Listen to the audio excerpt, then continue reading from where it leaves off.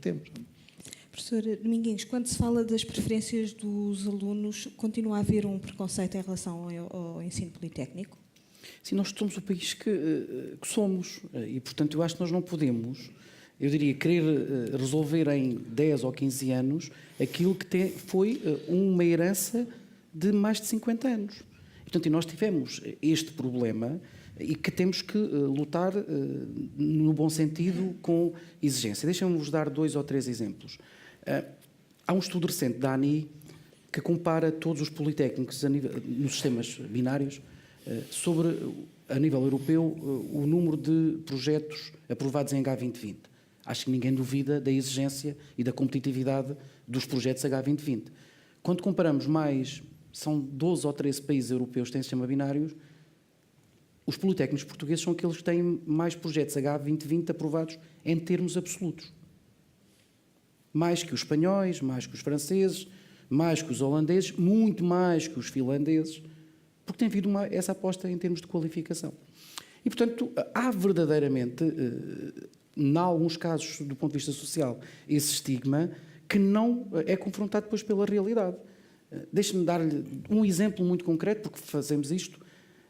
Os nossos licenciados em automação e controle industrial, é um nome assim um bocado estranho, mas que tem muito pouca procura do Concurso Nacional de Acesso, são alunos que ao fim do ano estão a ganhar 2.000 euros líquidos nas empresas multinacionais. Qual é o curso? Automação e controle industrial.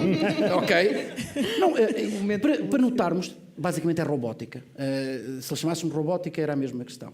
Se nós formos olhar para os cursos de enfermagem, que genericamente quer as universidades, quer os politécnicos têm, mas ensino, é um curso que tem desemprego zero, e se nós olharmos para os nossos alunos, que estão, eu diria, colocados na maior parte dos países europeus, ou nos Estados Unidos, ou no Canadá, são dos profissionais mais reconhecidos.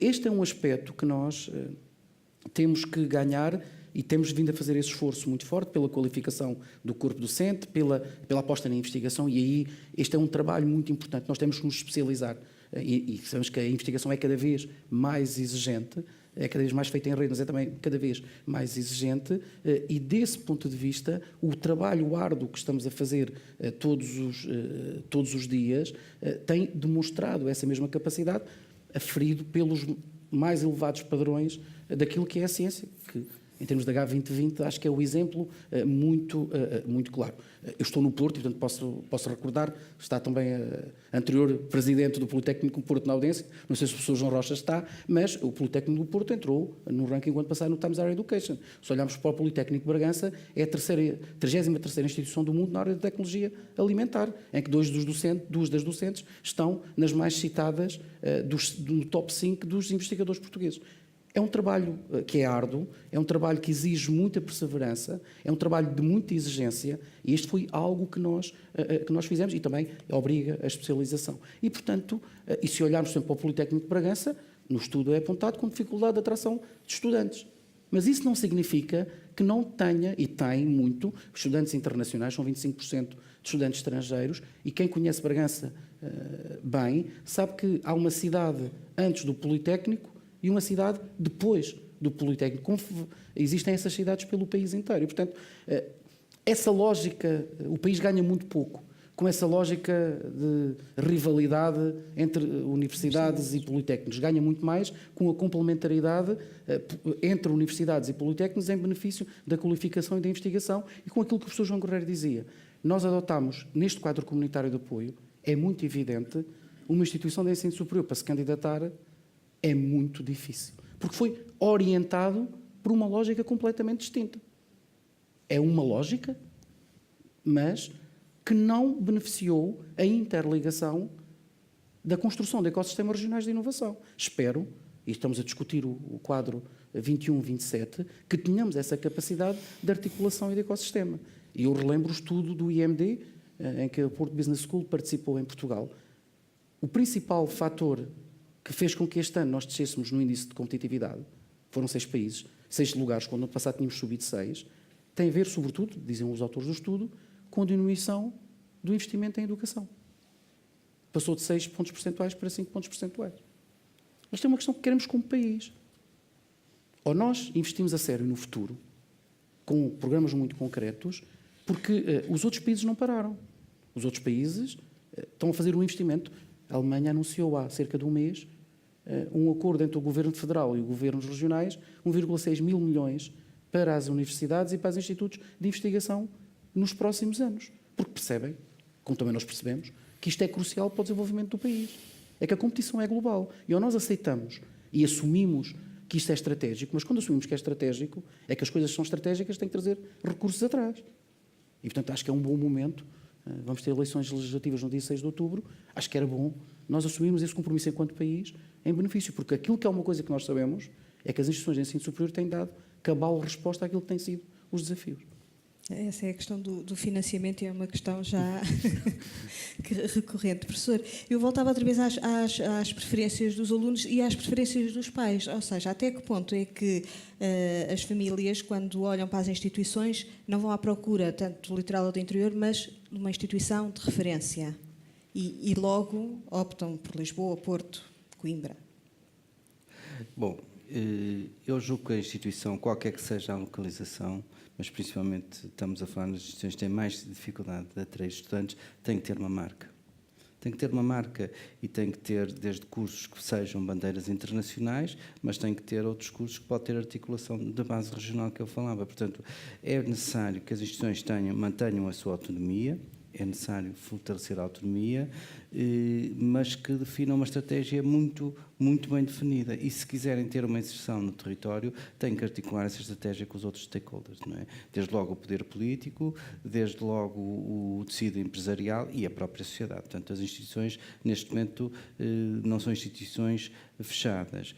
E parece que é este caminho que nós temos que desenvolver. Há aqui uma questão que está a passar ao lado do debate, que é, não há qualquer medida que tenha efeito se nós não fizermos um esforço interno por mudar. Não é? Portanto, estar à espera que surjam resultados sem termos uma estratégia bem definida da casa, o que é que queremos e quais são os parceiros de geometria variável, é necessário ter uma estratégia bem definida, criar uma marca e perceber porque é que queremos sair. É evidente que se existirem medidas complementares, desde logo a ação social, não é?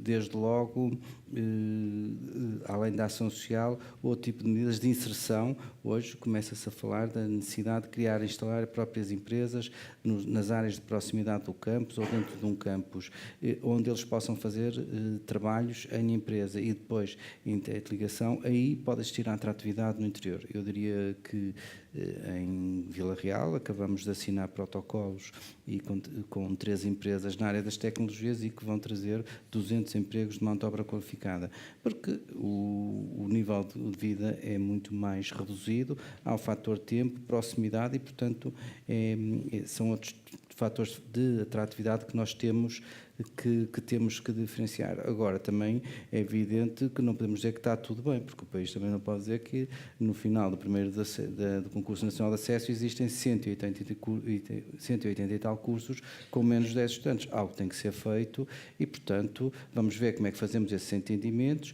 como é que existem medidas e estímulos para poder, porque nós não podemos também fechar determinadas áreas nas instituições, porque as pessoas são pessoas. Há aqui uma questão que eu gostaria de deixar, é que estamos a pensar no futuro do ensino superior, é preciso já falei da questão do investimento, a questão do alojamento, é uma questão que há diversos quadros comunitários que não temos vindo a resolver e a questão é que nós temos que preparar as instituições para preparar jovens nativos digitais. Nós não podemos estar a ensinar nas mesmas salas de aulas onde aprendemos e tiramos a licenciatura. Portanto, ainda não estamos preparados. Como é que vamos preparar a universidade, a instituição, seja o Politécnico, qualquer que seja a instituição, para os jovens nativos digitais? Portanto, é necessário pensar já o futuro e que não passa apenas por aquilo que estamos aqui a dizer neste debate. E isto é fundamental e daria outro exemplo, a questão da investigação. No 6º e 7º programa quadro, Portugal contribuía mais do que recebia da União Europeia. Neste momento, as metas traçadas pelo Governo de 1.000 milhões de euros parecem ser facilmente atingíveis pelos indicadores que existem. E a ambição de duplicarmos para 2.000 milhões, porque a própria Europa, no envelope financeiro, mesmo com o Brexit, vai apostar na inovação, aí nós temos que também ter aqui entendimentos, não é? E lá está, eu veria muito bem, por exemplo, as instituições aqui do Norte estarem representadas em Bruxelas, com o seu gabinete, com a sua estratégia e articulada, é evidente, com as outras instituições. E, portanto, é preciso criar aqui novas dinâmicas coletivas, porque nós, de uma forma isolada, não vamos resolver qualquer problema. Por isso eu sempre defendi este tempo de entendimento, mas era tempo também de refletir que ensino superior queremos no futuro, se é uma aposta estratégica para o país e não reduzir isto a uma questão de uma lógica de vagas, embora as instituições tenham que fazer o seu trabalho. A professora Carla Sá, entretanto, não há boas notícias, não é? Porque nos próximos 10 anos o número de alunos à partida continuará a diminuir. Sim, a demografia não nos vai ajudar neste processo, por isso nós temos mesmo que fazer todo o outro caminho que temos vindo aqui a referir, no sentido de atrair alunos de alguma maneira. E eu, a esse propósito, gostava só de salientar, eu julgo que já falei de passagem, mas um aspecto que eu acho que é muito importante que as instituições tomem em linha de conta, porque é um fator que, ao que parece, é um fator que contribui para tornar os estudantes mais disponíveis à mobilidade, que torna as instituições de ensino superior mais atrativas, que é a questão da empregabilidade. E é verdade que eu acho que essa questão da empregabilidade foi, de alguma maneira, maltratada nesta medida do corte dos 5%, porque os critérios que eram apresentados, de alguma maneira, tiveram um efeito perverso, acho eu, porque permitiram cortar vagas em cursos em Lisboa e Porto com empregabilidade muito elevada e aumentar vagas em cursos noutras instituições com empregabilidade muito pior, porque depois isso ficou ao critério da instituição e podemos estar no limite a tornar mais caro o ensino superior a algumas famílias que moravam em Lisboa e Porto e que não puderam ficar aqui a estudar e, portanto, a tornar os custos dessas famílias mais elevados e, ao mesmo tempo, a levar os seus filhos para cursos onde depois os benefícios em termos de mercado de trabalho não se vão fazer sentir de maneira nenhuma, não é? Professor João Guerreiro, que soluções, que outros alunos é que se podem atrair então para o ensino superior? Está-me a fazer uma provocação.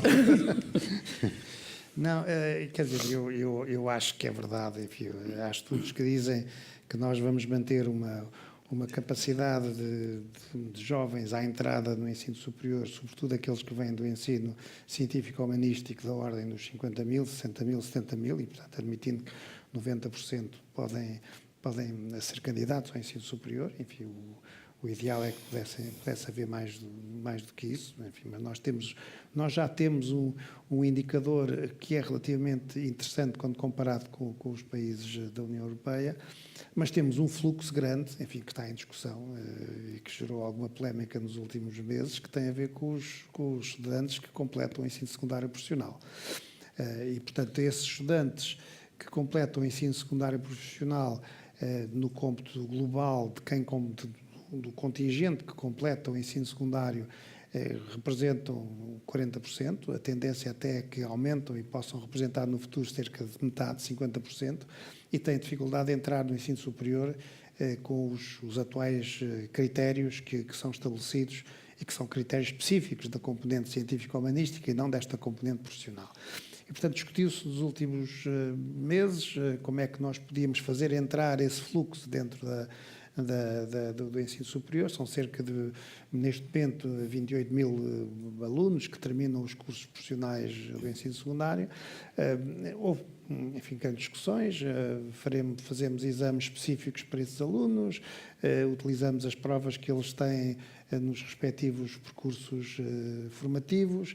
São provas que não são nacionais e, portanto, são, de certa maneira, se utilizarmos exclusivamente isso, introduzimos aqui diferenciações relativamente àquilo que são os candidatos do ensino científico-humanístico e, portanto, esse é um assunto que está em aberto, sendo certo que o que se pretende é, por um lado, cruzar aquilo que são as necessidades de qualificação da população e, portanto, trazer cada vez mais estudantes para o ensino superior, mas também encontrar mecanismos de mérito que possam avaliar esses estudantes no que respeita à entrada do ensino superior.